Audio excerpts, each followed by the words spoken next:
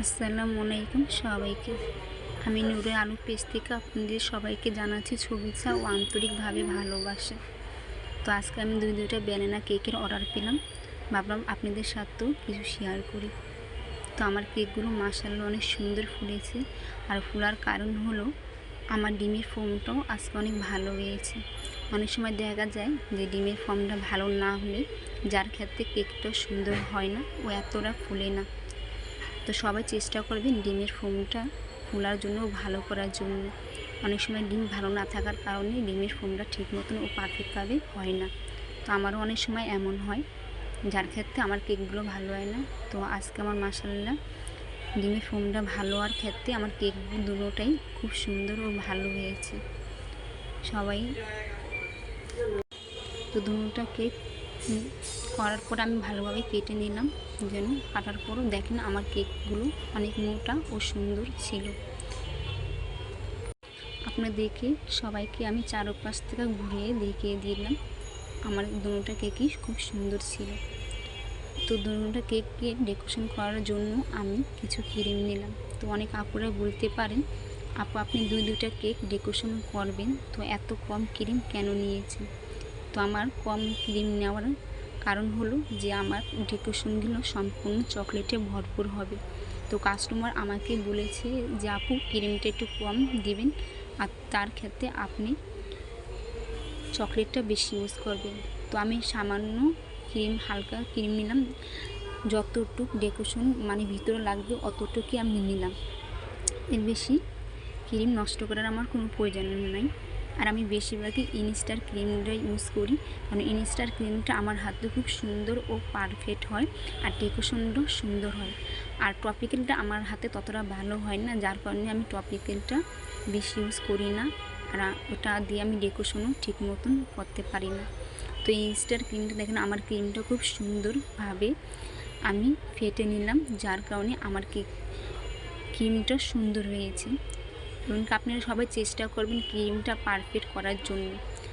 করার পরে আমার মতন এইভাবে ঢেলে দেখবেন যে ক্রিমটা পারফেক্ট হয়েছে কিনা। তো মাশাআল্লাহ আমার ক্রিমটা পুরো পারফেক্ট ও সুন্দর হয়েছে। তো আমি প্রথমে একটা বোর্ড নিয়ে তো ক্রিমটা হালকাভাবে লাগিয়ে নিচ্ছি, এতে যেন আমার কেকটা চার থেকে না সরে, বোর্ডটা থেকে না সরে। প্রথম পিসটা লাগিয়ে আমি গার্নিশটা সুন্দরভাবে চারপাশে লাগিয়ে নিলাম। এই গার্নিশটা লাগানোর ক্ষেত্রে আপনার কেকটা নরম থাকবে, শক্ত হবে না, ও কেকটাও খেতে দারুণ মজা হবে। তো আমি বেশিরভাগই চকলেট দিয়েই গার্নিশটা করি। গার্নিশটা লাগানোর পর আমি হালকা করে ক্রিম লাগিয়ে নিচ্ছি, যেহেতু বলেছে হালকা ক্রিম দিতে, তার জন্য আমি হালকা ক্রিম দিয়েছি। তো চারপাশে সুন্দরভাবে ক্রিমটা লাগানোর পরে তার উপরে আমি আরেক পিস দিয়ে দিলাম, কারণ কি কেক সবসময় কাটা হলে 3 পিস করে কাটা হয়, যার ক্ষেত্রে সুন্দর হয়, আর কেকগুলো ডেকোরেশনগুলো সুন্দর হয়, ভালো হয়।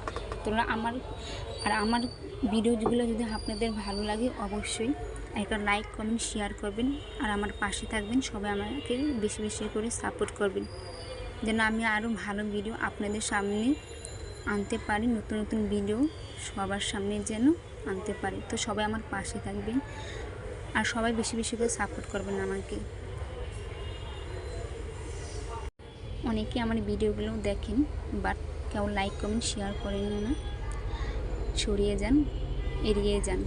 তো এমন করবেন না প্লিজ। সবাই আমার ভিডিওতে বেশি বেশি করে লাইক, কমেন্ট, শেয়ার করবেন, যেন আমি আবারও আপনাদের জন্য অনেক সুন্দর ভিডিও তৈরি করতে পারি। তো সবাই আমার জন্য দোয়া করবেন, আমার পাশে থাকবেন, আর আমিও সবার জন্য দোয়া করব ইনশাল্লাহ, যেন আমরা যারা কষ্ট করে আপনাদের জন্য ভিডিও বানাই, সবাই যেন আরও ভালো ভিডিও বানাতে পারি, আর আপনাদের মন জয় করতে পারি।